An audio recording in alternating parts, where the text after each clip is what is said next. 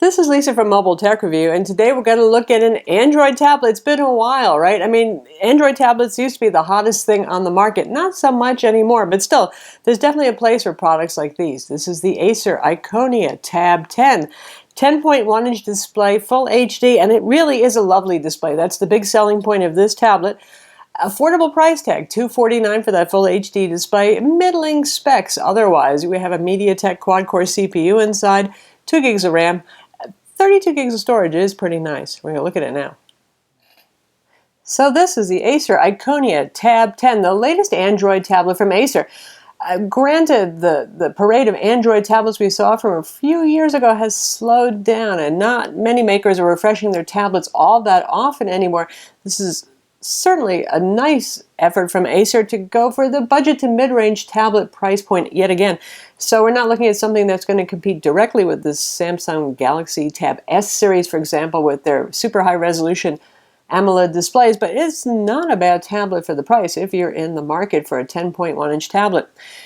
It's 0.035 inches thick, so about a third of an inch thick, and it actually has a metal back. It's cold to the touch and all that sort of thing. As you can see, it shows some fingerprints and smudges, but overall, Acer is not usually at the forefront of really sexy designs. Once in a while, they hit a good one, like with their Acer S7 Ultrabook, but this isn't by any means a bad-looking tablet. We have rear speakers here with grills on the back. Yeah, it would be nice if they aimed forwards, but they're incredibly loud. It has Dolby audio, and my God, this is like the loudest tablet I've ever heard.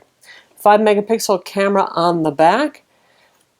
And over here we can see the ports. We've got our micro HDMI port right here. We have micro USB, 3.5 millimeter combo audio. That's the power button right there. And we have a micro SD card slot, which they say is compatible with cards up to 128 gigs.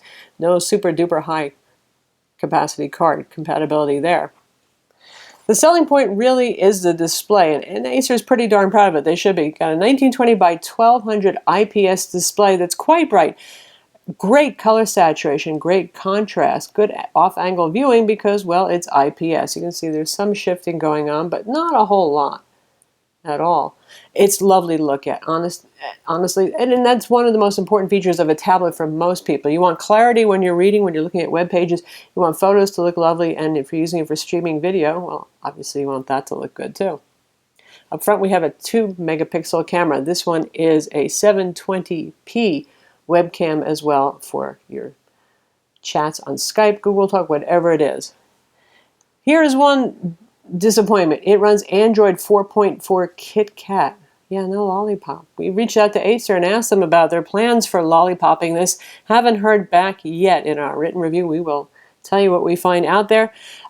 Acer typically does not change the UI much on Android, and I think that that's a good thing. There's no heavy, weird skinning going on here. Got the nice old launcher on the bottom, obviously. On-screen buttons there to control things. We have a lot of bundled software here. We have, in fact, a whole bunch of Acer stuff. We got their file manager, their music player, their photo and video players, their cloud storage. I don't think anybody's going to mind having that. And in addition, we've got Amazon stuff. We got the Audible player right there. You saw the Amazon widget. We have Amazon Kindle. We have all sorts of Amazon apps here. We've got eBay on here as well. Wild Tangent Games. This is starting to remind me of a PC with so much bundled software, huh? One thing that is pretty cool is the float gadget, and you can choose between a couple of different floating gadgets. We got the calendar right there. We have another one for the maps and location.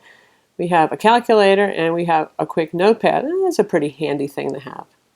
And you can just leave that floating while you're doing other stuff. You see, if I go home, change to any old application, go into Google Play, it's going to stay there on top and available for us. The tablet has 2 gigs of RAM and it has 32 gigs of storage. For $249, it's nice to have 32 gigs. Often you see just 16 gigs on the base level tablet. For Dolby audio, we got a little Dolby control panel right here. You can see, generally speaking, I like movie as an EQ, unless really I am listening to music. It does a pretty good job right there. Lots of settings you can work with. So how does it sound? Well, we're going to try out Real Racing 3 so you can hear it then. And we'll do some video playback in YouTube also. It's really loud, and it's reasonably full too, so it's not just a lot of hissy mess or something like that. It's pretty good.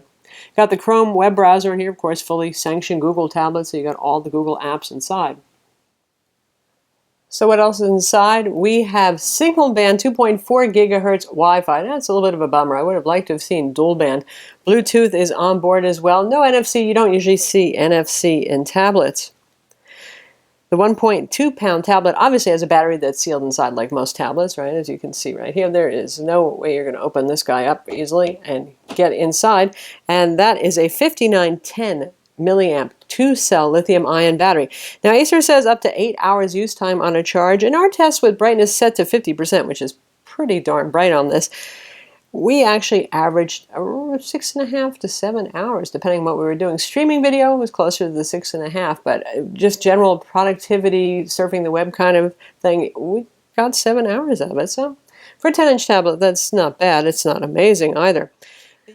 The ports on this are pretty cool in one respect because, well, we have HDMI that actually supports HDCP outputs, so you can play protected content, and the USB port supports USB on the go. What does that mean? That means with a USB host dongle adapter that you can pick up even at Best Buy these days, you can use things like USB flash drives with this. Peripherals too, as long as there's a driver for it. 3G, 4G, LTE dongles, not so much. Keyboards, yeah.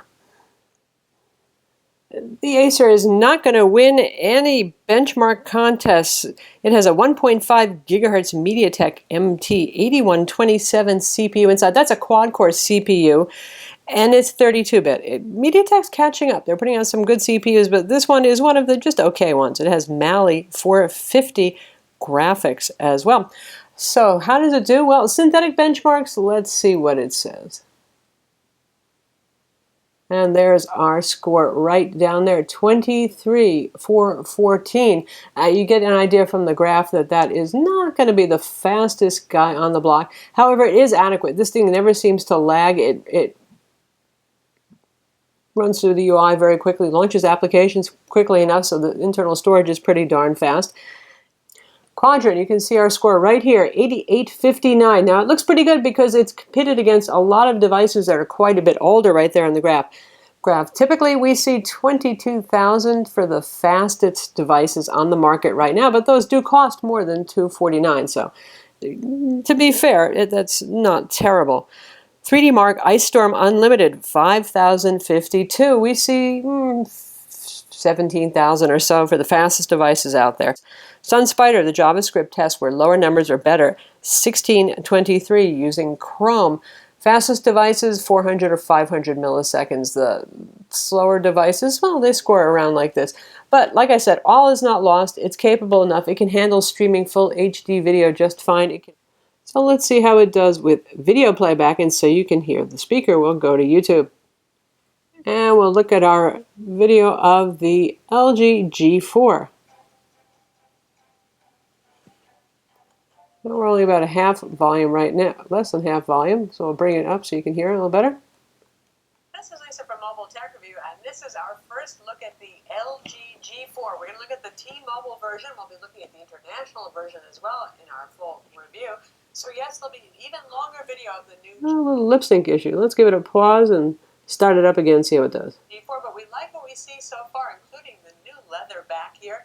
Still the same 5.5-inch IPS display. So that sounds not bad at all. You know, our video feed is not hyper loud like you'll find with some movies and other commercial content that's available on the web. Let's look at Real Racing 3 next to see how it games, and you can hear what the speaker's like there.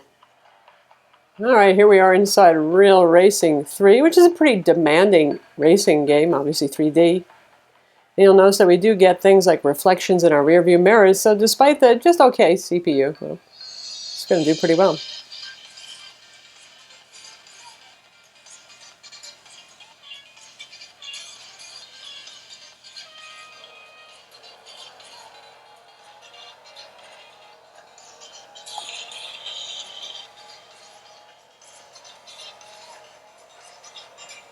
It's keeping up pretty well. Sorry for the reflection of the light there. Now, you don't get the apex of detail there on the cars, but it's fairly smooth all in all. Well, let's cheat and go on the inside. So there's Real Racing 3 on the Acer Iconia Tab. So all in all, again, if you're looking for a fairly reasonably priced tablet that's a name brand and not one of those mysterious imports, China Mart or whatever that you see at the stores, and goodness only knows how you get support and how long they'll last, Acer is a brand you can trust. It's solidly enough built. It's 1.2 pounds. It's not too heavy. Beautiful display on this. That's the biggest selling point on it. And, you know, reasonably good performance, actually, given the internals that it has. So that's the Acer Iconia Tab 10. It's available now. Again, $249 for the full HD version. There's also going to be a 1280 by 800 version that's going to be even less money. There's a lot of competition out there in Android land. Most of it is Samsung. And I have to say that this competes well against the Tab 4, mostly given the high resolution display. In terms of performance, you know, a little of this, a little of that. Pretty similar in terms of that. I'm Lisa from Mobile Tech Review. Don't forget to subscribe to our YouTube channel.